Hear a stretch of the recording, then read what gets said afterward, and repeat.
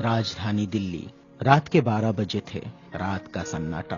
और अचानक दिल्ली, मुंबई, नागपुर में चारों ओर फोन की घंटियां बज उठी। राजभवन मौन था, संसद मौन थी, राष्ट्रपति भवन मौन था।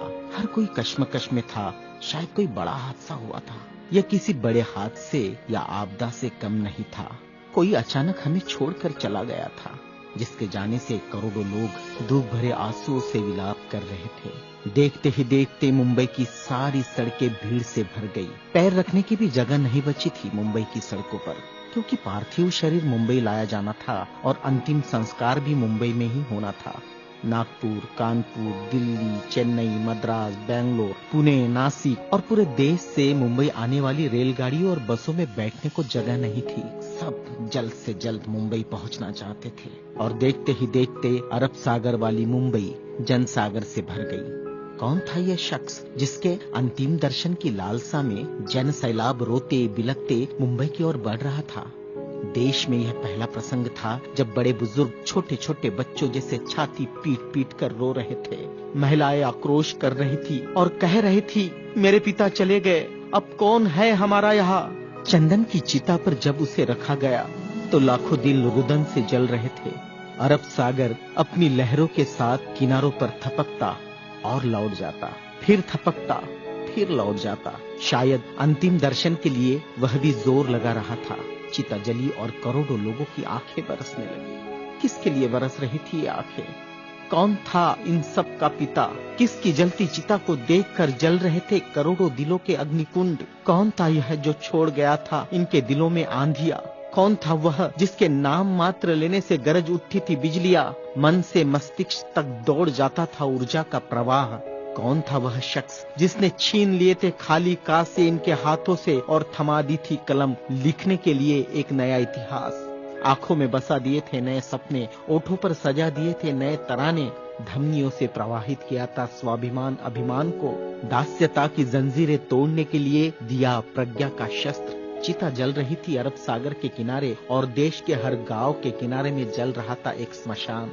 हर एक शख्स की आंखों में और दिल में भी जो नहीं पहुंच सका था अरब सागर के किनारे, एक टक देख रहा था वह उसकी प्रतिमा या गांव के उस झंडे को जिसमें नीला चक्र लहरा रहा था, या बैठा था भूख प्यास भूल कर अपने समूह के साथ उस जगह जिसे वो बुद्ध विहार कहता था। क्यों गांव शहर में सारे समूह भूखे प्यासे बैठे थे उसकी चिता की आग ठंडी होने का इंतजार करते हुए? कौन सी आग थी जो वह लगाकर चला गया था?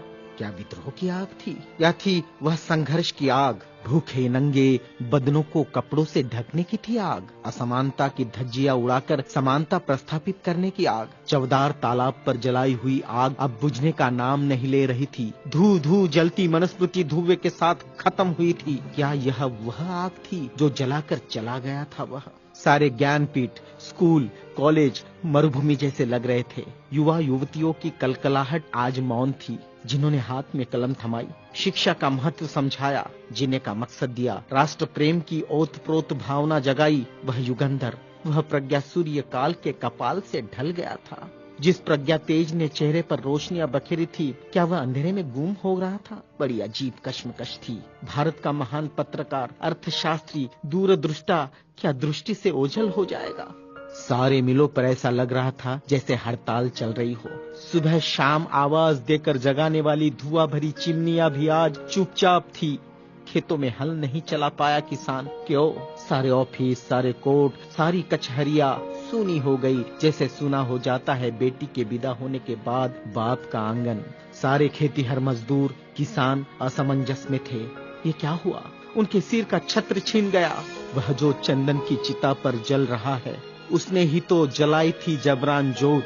मजदूर आंदोलन का वही तो था आधुनिक भारत में मसीहा। सारी मिलों पर होती थी जो हड़तालें आंदोलन अपने अधिकारों के लिए, उसकी प्रेरणा भी तो वही था जिसने मजदूरों को अपना स्वतंत्र पक्ष दिया और संविधान में लिख दी वह सभी बातें जिन्होंने किसानों, खेतीहारों, मजदूरों के जीवन में खुशियां बखेरी थी। इधर नागपुर की दीक्षा भूमि पर मातम पसरा था। लोगों की चीखें सुनाई दे रही थी, बाबा चले गए, हमारे बाबा चले गए। आधुनिक भारत का वह सपुत्र जिसने भारत में लोकतंत्र का बीजारोपण किया था, जिसने भारत के संविधान को रचकर भारत को लोकतांत्रिक गणराज्य बनाया था, हर नागरिक को समानता, स्वतंत्रता और न्याय का अधिकार दिया था, वोट देने का अधिकार देकर देश का मालिक बनाया था।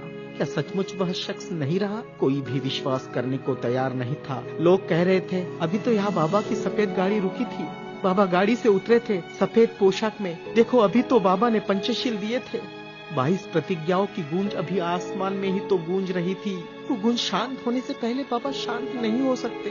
भारत के इतिहास ने नई करवट ली थी। जनसैलाब मुंबई की सड़कों पर बह रहा था। भारतीय संस्कृति में तुच्छ कहलाने वाली नारी, जिसे हिंदू कोड बिल का सहारा बाबा ने देना चाहा और फिर संविधान में उसके हक आरक्षित किए, ऐसी माँ बहनें लाखों की तादाद में स्मशान भूमि पर थी। यह भारतीय सड़ी गली धर्म परंपराओं के मुंह पर एक जोरदार तमाचा था, क्योंकि जिन महिलाओं को स्मशान जाने का अधिकार भी नहीं दिया, ऐसी 3 लाख महिलाएं बाबा के अंतिम दर्शन को पहुंची थी, जो अपने आप में एक विश्व विक्रम था। भारत का यह युगंधर, संविधान निर्माता, प्रज्ञा तेज, प्रज्ञा सूर्य, महासूर्य, कल्प पुरुष नव भारत को नवचेतना देकर चला गया।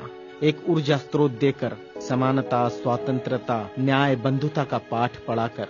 उस प्रज्ञा सूर्य की प्रज्ञा किरणों से रोशन होगा हमारा देश, हमारा समाज और हम, और पूरे विश्वास के साथ हम आगे बढ़ेंगे हाथों में हाथ लिए, मानवता के रास्ते पर, जहाँ कभी सूर्यास्त नहीं होगा, जहाँ कभी सूर्यास्त नहीं होगा, जहाँ कभी सूर्यास्त नहीं होगा।